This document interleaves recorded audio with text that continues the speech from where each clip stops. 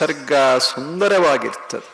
ಮನುಷ್ಯರನ್ನ ಪ್ರೀತಿಸೋದು ಅಷ್ಟೇ ಅಲ್ಲ, ಇಲ್ಲಿರುವ ಪಶು ಪಕ್ಷಿಗಳನ್ನ ಪ್ರೀತಿಸೋದು, ಸಸ್ಯ ಸಂಪತ್ತನ್ನ ಪ್ರೀತಿಸೋದು. ನಾವು ಎಲ್ಲ we are parts of nature. ನಾವು ನಿಸರ್ಗದ ಭಾಗಗಳು. ನಾವು ಗಿಡ ಮೊದಲ, ಆ ಬಳಿಕ ಮನುಷ್ಯ ಬಂದ ಈ ಜಗತ್ನ್ಯಾಗ. ಪಕ್ಷಿ ಕುಲ ಮೊದಲ, ಆ ಬಳಿಕ ಮನುಷ್ಯ ಬಂದ ಜಗತ್ನ್ಯಾಗ. ಸುಂದರವಾದಂಥ ನಂದನ ವನ ಆಗಿತ್ತು ಪೃಥ್ವಿ, ಆ ಬಳಿಕ ಮನುಷ್ಯ ಹಿಂಗ ತಲೆ ಹಾಕಿದ. ಅವ ಅದರ ಭಾಗ, ಅದನ್ನು ಅನುಭವಿಸಬೇಕು, ಅದನ್ನು ನಾಶ ಮಾಡಬಾರದು. ನೀರು ಎಷ್ಟು ಸ್ವಚ್ಛ ಆಕಾಶದಿಂದ ಬೀಳ್ತಾವ ಹೇಳಿ, ಎಷ್ಟು ಸ್ವಚ್ಛ. ನಮ್ಮ ಮನ್ಯಾಗ ಬಂದು ಹೊರಗೆ ಹೋಗುವಾಗ ಹೆಂಗಿರ್ತಾವ ಹೇಳಿ. ಅದೇ ಸ್ವಚ್ಛ ನೀರ ಮನೆಗೆ ಬರ್ತಾವ. ನಮ್ಮ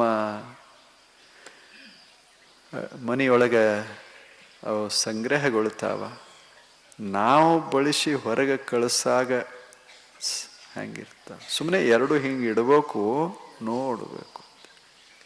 ಅಂದ್ರೆ ನಾವು ಏನು ಮಾಡ್ತಾ ಇದ್ದೇವೆ ಗೊತ್ತಾಗ್ತದ. ನಿಸರ್ಗ ಅಂತದ ಕೆಡಿಸು, ಆದರೆ ಸ್ವಚ್ಛ ಮಾಡಂಗೆ ಕೆಡಿಸು. ನನಗೂ ಒಂದಿಟ್ಟು ಸಾಧ್ಯ ಆಗಬೇಕಲ್ಲ. ಎಷ್ಟಂತ ಸ್ವಚ್ಛ ಮಾಡೋದು ಹೇಳಿ. ಹಂಗೆ ನಾವು ಪಡೆಯೋದು ನಿಸರ್ಗದಿಂದ ಸ್ವಚ್ಛ ಸ್ವಚ್ಛ. ನಮಗೆಲ್ಲವನ್ನ ಮಾಡಿಕೊಡುವಂಥ ನಿಸರ್ಗ ನಮಗೆ ದೇವತಾ. ಭಾರತೀಯರು ನಿಸರ್ಗವನ ದೇವತಾ ಅಂತ ಭಾವಿಸಿ, ಎಲ್ಲವೂ ಅದು ಇಲ್ಲ ಅಂದ್ರೆ ನಾವ್ಯಾರು? ಅದೇ ಇಲ್ಲಾದ ಬಳಿಕ ನಮ್ಮ ಸುಖದ ಸೌಧ ಎಲ್ಲಿ ಹೇಳಿ.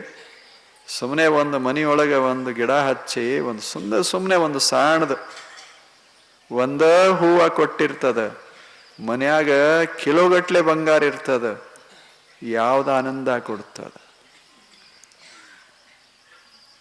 ಯಾವ್ದು? ಅದು ಮನ್ಯಾಗಿರೋದು ಬಾಗಿಲ ಮುಚ್ಚುವಂಥದ್ದು, ಕಿಟಕಿ ಮುಚ್ಚುವಂಥದ, ಮಲಗದರು ಸಹಿತ ಯಾರೋ ಸಪ್ಪಳು ಮಾಡ್ತಾರ ನೋಡುವಂಥದ. ಹೂವು ಹಂಗಲ್ಲ, ಕಿಟಕಿ ತೆಗಿ ಅಂತದ, ಬಾಗಿಲ ಬಿಚ್ಚು ಅಂತದ, ಒಳಗ್ಯಾಕ ಕೂಡ್ತಿ ಹೊರಗೆ ಬಾ ಅಂತದ. ಎಷ್ಟು ವ್ಯತ್ಯಾಸ ಅದ ಎರಡರಾಗ. ಸುಮ್ಮನೆ ಇಟ್ಕೊಂಡು ನೋಡಿ, ಹೀಗೆ ಎಷ್ಟು ಮಸ್ತ್. ಏನೋ ರವೀಂದ್ರನಾಥ್ ಟ್ಯಾಗೋರ್ ಅವರು ಒಂದು ಸುಂದರ ಚಿತ್ರ ಕೊಡ್ತಾರೆ. ಎಷ್ಟು ಚಂದದ ಚಿತ್ರ.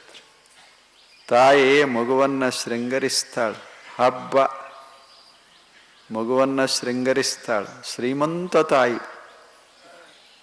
ಆಕೆ ಏನು ಹಸ್ತಾಳ ಮೈಗೆಲ್ಲ ಸುವಾಸನೆ. ಆ ಬಳಿಕ ರೇಷ್ಮೆಯ ಬಟ್ಟೆ ತೊಡಿಸ್ತಾಳೆ, ಚಲೋ ರೇಷ್ಮೆ, ಬಹಳ ಕಿಮ್ಮತ್ತಿಂದು ಕಚ್ಚಾರೆ